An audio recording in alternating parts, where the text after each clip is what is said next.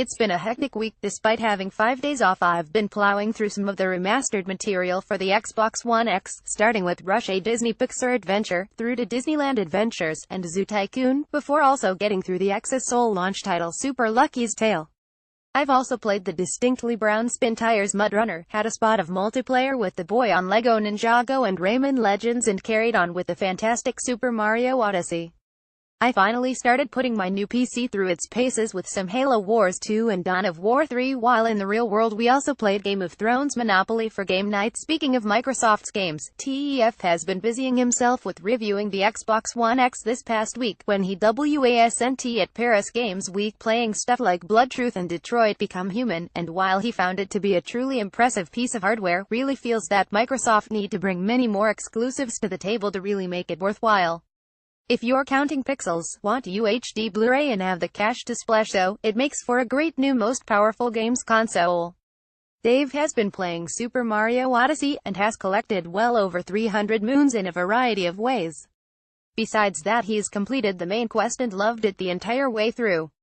Then a certain Bobcat came along to stamp all over his sense of wonderment by being a decidedly mediocre game that lasted a merciful 2 hours. He also has More Fight, which has a bit of a No Man's Sky vibe to it thus far, but he's not played enough for a review yet.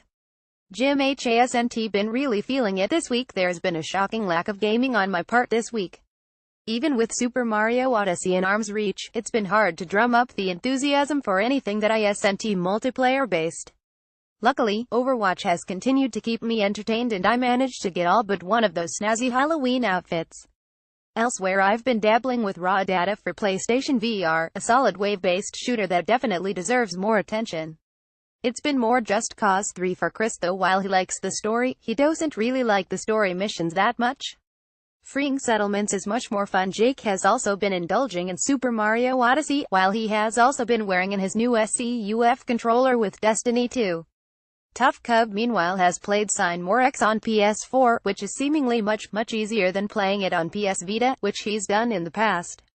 He's also managed a bit of Destiny 2, and has entered the frozen wilds of Horizon Zero Dawn, with more on that for his review next week. He is feeling a little guilty about not playing Titanfall 2, but Destiny 2 has replaced it as his go-to shooter to relax after a hard day's work. Aaron has played Wolfenstein 2 for review, which he thought was very good, as well as an adventure game called The Inner World: The Last Wind Monk for review, which could have been better.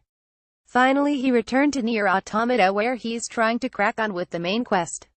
Finally, Miguel has had an epic week of gaming along with some birthday shenanigans. This week I play a mess of random 3DS stuff on my 7-hour train rides to and from NYC for my birthday weekend.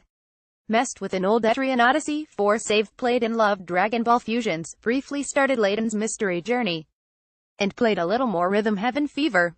The day before my birthday I played Doki Doki Literature Club, an amazing, well-written, psychologically terrifying and free 4-hour visual novel on Steam that everyone should play.